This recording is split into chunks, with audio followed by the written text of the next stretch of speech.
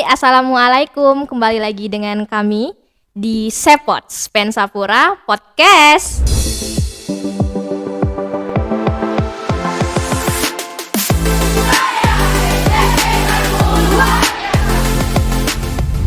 Nah, siang ini kita kedatangan tamu narasumber hebat, yaitu Bapak Marhalim Zaini MA. Beliau ini merupakan seniman, penulis, konten kreator, juga seorang dosen. Nah, penasaran kan siapa sih sosok Pak Marhalim ini? Langsung aja ya kita ngobrol asik sama Pak Marhalimnya.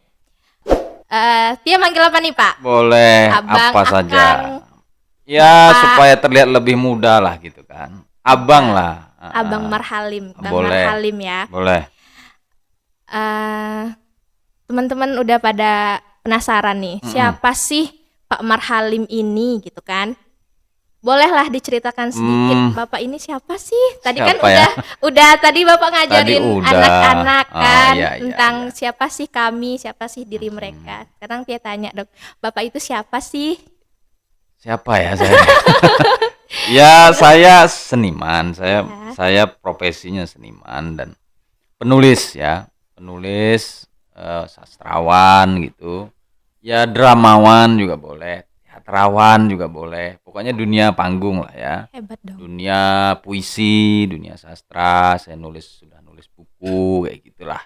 Ya itulah kira-kira seniman lah. Seniman hebat yang jelas ya. Ya nggak tahu juga hebat apa enggak. Iya dong. Seniman. Udah Ya. menciptakan berapa buku, Pak? 28. 28. Salah satunya bisa disebutkan dong. Oh, banyak. Yang terakhir itu buku biografi tentang tokoh penari Zapin tradisi di Bengkalis, Yazid ya, Muhammad Yazid. Saya menulis buku biografi, juga saya nulis buku cerpen, saya juga mau menulis buku novel, juga mau buku esai, buku puisi, semua genre sastra yang bisa saya tulis ya saya tulis gitu. Keren, hebat. Nah, saya tadi tertarik dengan masalah Zapin, buku Zapin tadi ya. Bapak nulis tentang Zapin ya. Kebetulan informasi aja nih. Skripsi saya juga tentang Zapin, Oke. analisis struktur gerak tari Zapin tradisi, tapi di Siak. Oh, Siak ya? Ya. Oh. Jadi, saya di Bengkalisnya. Berarti Zapin tradisi di Bengkalis. Tradisi di Bengkalis ya, Pak. Oke. Terus Pak, tolong diceritakan sedikit lah pengalaman atau perjalanan karir Bapak dari dulu sampai bisa jadi seperti ini gitu loh. Oh ya, tentu panjang sekali ya karena proses berkesenian saya itu sudah 25 tahun lah kalau saya ambil startnya dari SMA gitu ya atau kelas 3 SMA lah gitu kira-kira itu 25 tahun. Pertama dulu saya memang di dunia puisi ya. Baca puisi, kemudian sesekali main teater gitu di sekolah.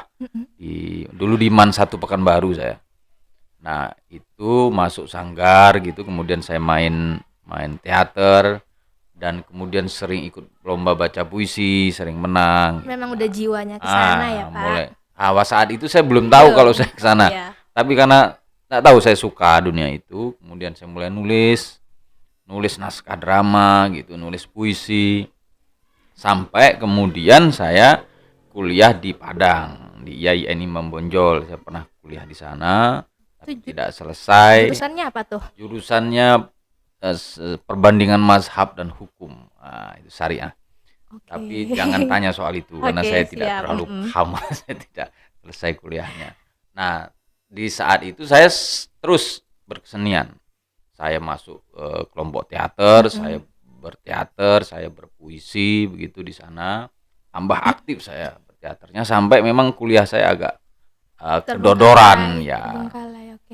Kedodoran dan saya kemudian ya saat itu kan tahun pergolakan ya secara politik ya. Karena di tahun 97 98 itu tahun-tahun pergolakan sosial gitu, dan saya turun ke jalan demonstrasi dan lain-lain gitu ya. Nah itu juga membuat saya tambah tidak fokus perkuliahan saya. Nah, saat itu saya memutuskan untuk pindah kampus. Pindah kampus bahkan tanpa sepengetahuan orang tua bahkan pada waktu itu, Waduh. karena nggak tahu saya saat itu, memang pikiran saya tidak terlalu panjang ya, pikiran saya pendek-pendek saja, saya putus-putuskan gitu saja. Saya pindah ke Jogja, saya proses di Jogja di awal, kemudian masuk isi Itu tahun 9. 98. 98 kamu baru lahir ya? Saya baru lahir, Oke, Pak. baru lahir. 98. Nah, kemudian saat itulah saya mulai masuk isi, tambah ini ya, tambah bergairah karena memang ternyata itu dunia saya. Saya terus berteater sampai tamat kuliah. Nah, di Jogja ini sebetulnya proses berkesenian saya yang paling besar ya, karena lingkungan di Jogja itu memang mendukung proses kreatif saya dalam terutama sastra waktu itu, sehingga orang mengenal saya sebagai penyair gitu, dan saya mengirim puisi ke banyak media, mengirim karya cerpen juga, esai ke banyak media massa. Dulu zamannya dunia koran itu sudah bagus ya. Kalau sekarang kan koran sudah mulai ditinggalkan karena Iya, orang online ya. Online. Dulu media sastra banyak gitu. Dan kemudian saat itu saya rajin menulis dan punya buku, sudah mulai punya buku, sampai saya kemudian, nah saat itu saya juga seorang jurnalis ya, beberapa media saya nulis di koran-koran. Setelah itu saya kembali ke Riau, tamat isi saya kembali ke Riau dulu. Setelah 4 tahun berarti. Ya, 45 tahun. 45 4 tahun. tahun Saya saya 2002 atau 2001 itu saya Oke. kembali.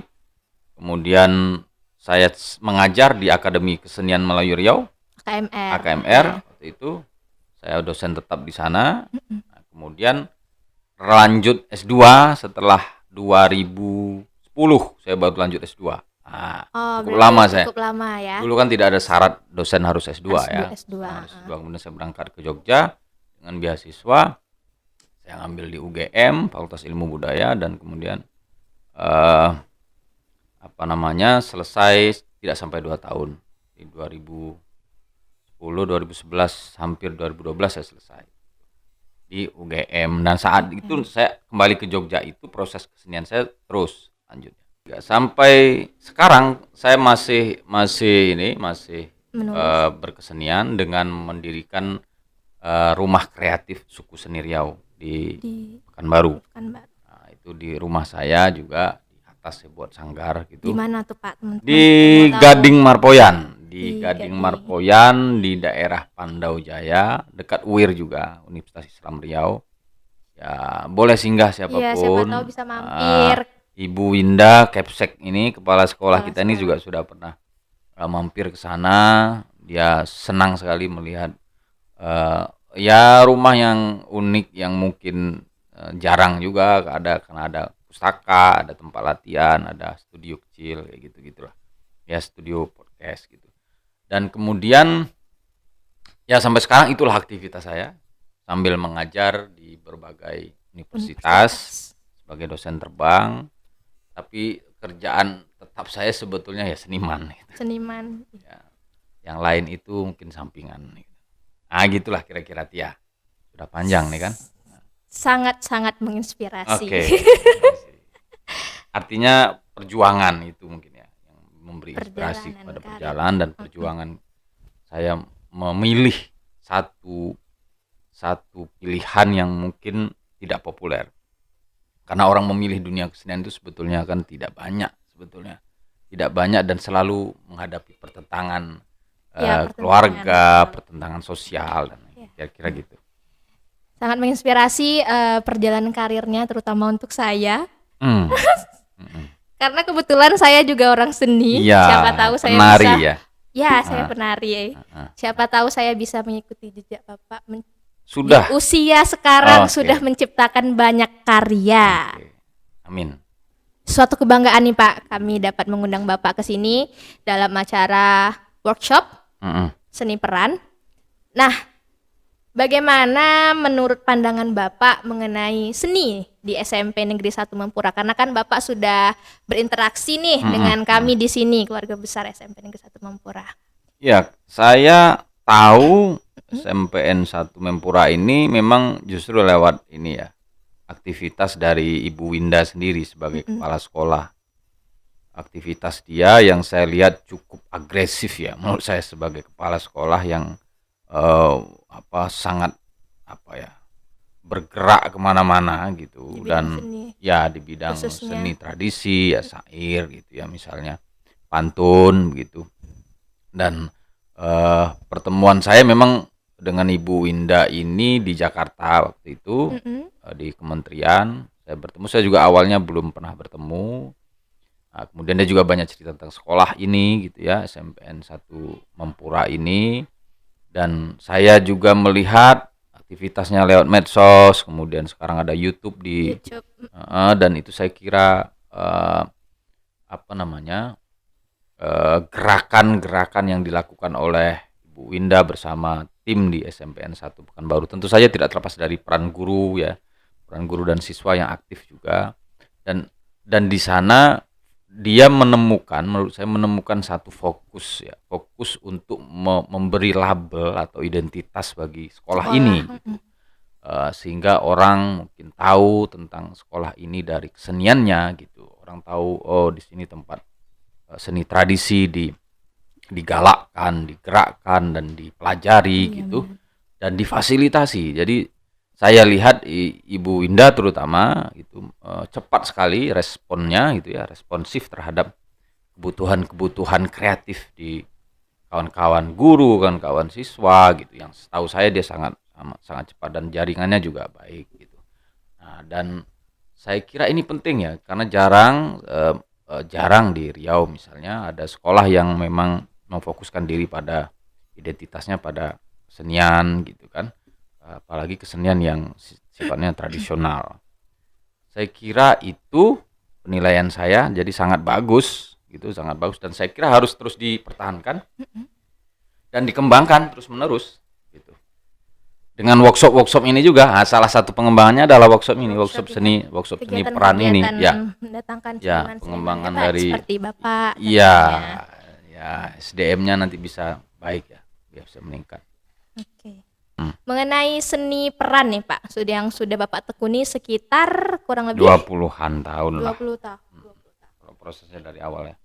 Lebih condong kemana nih Pak? Lebih condong ke penulis, Ya. content creator, atau ke Iya. Kalau ini mungkin atau berimbang semuanya? jadi misalnya dari sastra dan teater ya terutama ya. Sastra dan teater, kekuatan saya kan di situ ya, di dua itu ya. Saya mengawali dengan sastra, menulis, kemudian diiringi dengan proses berteater. Jadi dua itu sebetulnya. Jadi sastra dan teater itu bagi saya itu dua nyawa satu tubuh. Oke. Ya, dia satu tubuh tapi dua nyawa gitu. Jadi dalam teater ada sastra, dalam sastra juga sekarang saya mengolahnya, banyak puisi-puisi saya olah menjadi teater gitu. Jadi dua ini ya. Dan kemudian kalau content creator sih itu ini ya media saja ya. Jadi ini bagi saya misalnya di YouTube saya itu media saya untuk berekspresi ya, dengan cara yang lain dan berbagi tentang apa yang saya ketahui tentang puisi, tentang baca puisi, tentang dunia seni gitu kan. Jadi itu sebetulnya kalau tingkatannya sama sebetulnya, prioritasnya sama, saya cari waktu saja untuk menyesuaikan. Berarti berimbang ya. Ya. Tidak ada yang lebih fokus ke seni peran atau penulis ya, sastra. Mengenai seni peran nih Pak, menurut Bapak gimana nih implementasi seni peran yang seharusnya terdapat atau di pendidikan gitu loh Pak? Ya, kalau bicara seni peran itu kan sebetulnya kita tidak hanya bicara soal dia menjadi aktor atau dia menjadi pemain film atau dia menjadi artis atau apa gitu ya. Atau kalau memang ada yang mau jadi itu ya silakan, tetapi tidak hanya terfokus pada itu kalau bicara seni peran, karena seni peran di dalamnya juga bicara tentang karakter manusia. Nah, ketika bicara tentang karakter manusia, maka kalau ini dipelajari oleh anak-anak atau siswa, dia akan memahami karakter orang. Karena di dalam peran itu kan, kalau kita memahami peran itu ada 3 minimal ya, psikologis, sosiologis, dan fisiknya, fisiologis. Jadi ketika dia memahami orang, dia melihat tiga sisi itu, dan kemudian dia akan memberi pemahaman bagi dia tentang manusia. Nah, bicara tentang manusia kan sebetulnya pendidikan itu kan menurut saya sih memuliakan manusia ya. Nah, ketika kita bicara manusia, maka seni peran itu menjadi sangat relevan bagi dunia pendidikan. Nah, mestinya seni peran ini justru dipahami oleh semua guru menurut saya. Ya, karena ketika dia ngajar, dia kan sedang memainkan juga peran itu ya. Peran guru yang baik, dan kemudian metode pengajaran, cara-cara seni peran ini itu bisa dipakai sebetulnya untuk semua mata pelajaran sebetulnya. Jadi siswa akan lebih bergairah gitu ya, karena gurunya mampu ekspresif menyampaikan itu dan dengan metode-metode yang selalu inovatif gitu. Nah, itu saya kira relevan bagi dunia pendidikan kita, terutama siswa. Maka ketika saya datang ke sini dengan undangan Bu Winda untuk memberikan workshop seni peran, saya sangat gembira, sangat menyambut baik gitu ya. Dan saya lihat anak-anaknya juga sangat antusias dalam merespon ini. Udah setengah hari, 1 hari mereka tetap bertahan gitu dengan semangat yang masih bergairah, dan sekarang juga sedang masih proses mereka untuk membuat satu pertunjukan kecil yang kita bisa saksikan bersama nanti. Saya kira itu dia. Ya, sebagai informasi ya teman-teman, sekarang masih berlangsung kegiatan workshop yang dipimpin oleh Bapak Marhalim Zaini. Sekarang sedang berlangsung, masih ada di aula kita, di aula besar. Anak-anak sedang latihan bersama masing-masing guru pendamping. Baik Pak, sangat menginspirasi sekali terutama bagi kami seorang guru sekolah dan tentunya anak-anak.